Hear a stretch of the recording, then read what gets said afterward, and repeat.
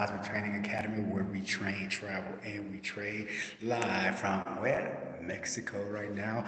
And you don't know, brief thing on my channel is that I'm a person who travels on a budget and just lives abroad in different places where you get a lot for your money, which is kind of a well-known thing for people who live abroad, but people who don't, they think, they can't do it. So I think that with all the people on YouTube talking about how they're living and the lifestyle they're living, if you're interested in that, this is the kind of channel for you. If you're interested in learning how to trade and stuff, Cosmic Training Academy is my other channel. That's where I trade, and that's how I make extra money to live abroad. Some of the questions, like, right now I'm in Mexico. This is one of my friends, close friend, Hacienda, that working on, and that, basically been helping out with that and just really enjoying it, just experiencing the life out here, and also some of the stuff that they do out here, nature, chickens, dogs. Some of it, if you're not used to it, it can be overwhelming. Because if you listen in the background, you'll hear roosters, you'll hear people driving by with cars, with speakers and everything. You'll hear church bells ringing, and you hear kids screaming. So that is the life in a lot of parts, from what I understand, in Mexico. But just to give you an idea, this is like a garage right here, but you could probably fit about, I guess, 4 cars, 3.5 cars, 3 cars and a motorcycle, front door. So, that's a back door, a side door. Actually, that's technically the front entrance. That's going to be, a closet that finishing. Just put some concrete down, just put the light in. So yeah, it's been fun. I mean, this is the garden. This is actually going to be a flower area, and the flowers, I don't know if you can see, they're just now starting to come up, and I'll go out there later. But the thing you got to remember about going to places like Mexico, Thailand, Philippines, Cambodia, places that are less expensive to live, is that a lot of the things are going to be different. And if you're not a person who's adaptable, you're not a person who can switch up and try to figure out how to survive, it ain't going to be for you. So you have to really be able to adjust. And like in the place that I'm at, it's very religious. I'm not a very religious person, but you got to hear bells ringing, people walking with crosses, big mobs of groups of people who basically sing in church songs and stuff. It's like a smaller village. And just to give you an idea of what you can, of the views and stuff, is that you might have seen it in a before video, but here's an example. This is all custom-made windows and stuff that they do, handmade. But you can see the views of the mountains, sweeping views, like for real. Put up some lights out here for chilling. Breeze is great today. Oh shit. The breeze is great today, but it's sunny though. And I put up these lights, which are just solar lights, but at night they light up at the top and at the bottom, which is real cool. So anyway, yeah, this is just the life out here, and what you can expect to do is learn a lot about the culture, learn a lot about the food, learn a lot about the people. Let's see, and learn about the animals. If you're in the countryside like I am, you just learn a lot about yourself, more importantly. And really, ultimately, as a traveler, that should be really what you're out here doing. As much as you're learning about different cultures, different people, different parts of society, you're really learning a lot about who you are in the, as it were, when it comes down to how you fit into all of the different things in the greater part of society. And that's really what travel is for me. And I think for a lot of avid travelers, that's what it's about for them too. You have to really want to learn about yourself. Really, that's what it is. People are agitated about other people and other cultures and stuff like that, but really it's just they're agitated about that they don't know how to fit into other cultures and stuff. But anyway, so that's that. Affordability. Well, this crib is kind of big, so just to give you an idea, second floors and stuff like that, and everything like that. So Oh, this is the garden area. This has been my special area right here where I come to meditate, where there's all kind of different herbs, which I don't know if you can see. And this is me. This is where I have all the time when I'm not trading or when I'm taking a break from screen time. And this is lavender and stuff. So yeah, we got all kind of different stuff. You probably can't see because of all the shade right here on this wall, but the trees and stuff.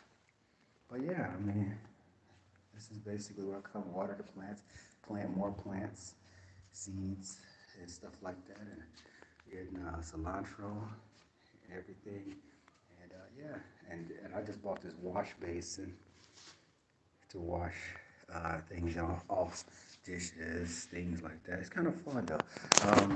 So ultimately, typically I stay in like studio condos, and basically try to have a place with a lot of amenities. So this has been different for me, but it's also been a chance to get away from the big cities and just experience country life for a minute.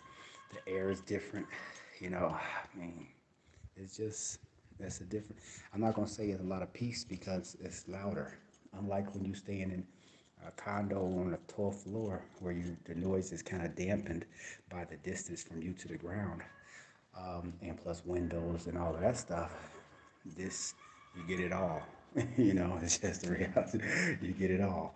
The cost, like just the heating, because this place is up in the mountains, kind of. It can be warm. I mean, it can be colder in the wintertime, like right now. And to be honest, I spent $200 for 2 months because the bills come every 2 months for electric.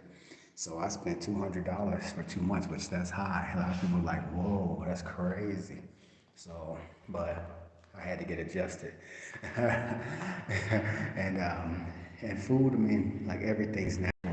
You look at some other channels and stuff like that, you'll see a lot of the food is very, very natural. And at the end of the streets, there's always somebody with a big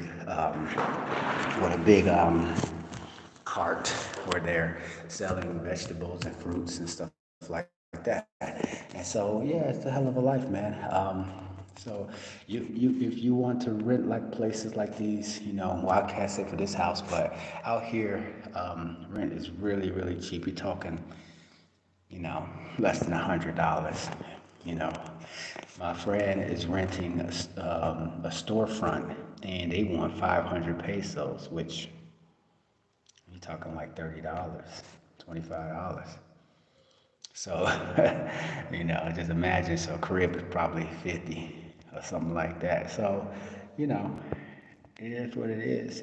It's just, can you handle that, or do you, however you want to be able to live? I like challenging myself living in different environments, so I can figure out exactly what I like, what I don't like, what I tolerate, what I won't tolerate, temperatures and climates that I can deal with, I don't want to deal with, that's going to aggravate me, so on and so forth. Food is relatively cheap. I think I probably spend, uh, if you eat every day, which a lot of times I eat pretty much every day from down the street, which is about 100 something pesos a day. So if you just average 100 for in the countryside like this, 100 and something pesos a day, which is probably $5. I spend probably about $5 a day. Yeah, because 17 at today's price is about 1,700 or 170 um, is about $1. So I mean, shit. Wait a minute. I gotta ask Google or look at my conversion rate. But I think 170 is about $1. So yeah, I spend probably about $2, about $1 or so. If you add some drinks, because a lot of times I'll go buy drinks or like sodas and stuff like that. Like you have frescos and like you might have frescos, you might have fresh mangoes. They got sky vodkas and things like that too. So yeah, got microwave and everything. So yeah, And until you get like, you could also use these kind of stoves and stuff like that. But yeah, I mean, I also got, a nice, which is kind of unheard of. A lot of people don't have a washer, but this the one that's the washer and the dryer in one. It was unnecessary because really, don't really need to do that. But anyway, like I said, just here doing one thing and making things happen and stuff. So if you guys are interested in learning more about traveling on a budget, and you check out some of my other videos. I've been in 2023. I was in Philippines, excuse me, not Philippines, I keep wanting to say Philippines, but Thailand, Cambodia. I spent some time in Japan. And also sometimes you get, like I got a little side gig in Japan, so that made a little bit of extra cash, So, you don't always have to, um, deal with like not making any money but if you got extra time like I did, why not? Make extra money if you can, um, and put that away. I don't know if you put it in investments, if you're into dividends, whatever, etc. So that's that. And just without going into it too much, that's exactly what it is out here. And I think that you can live a pretty good life if you can make if you live humbly, you don't have a lot of family, you're a single person, or if it's two of y'all, just double this number. But I think that you can probably live really pretty good on $1,000 a month. If you got 15 a month between two people, you know.